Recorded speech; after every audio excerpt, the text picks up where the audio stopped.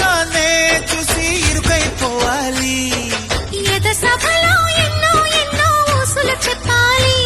రసమయ సభలో చెప్పినవన్నీ చేసుకుపోవాలి. ప్రతిపక్షం నువ్వై ఉండి హద్దులు పెట్టాలి.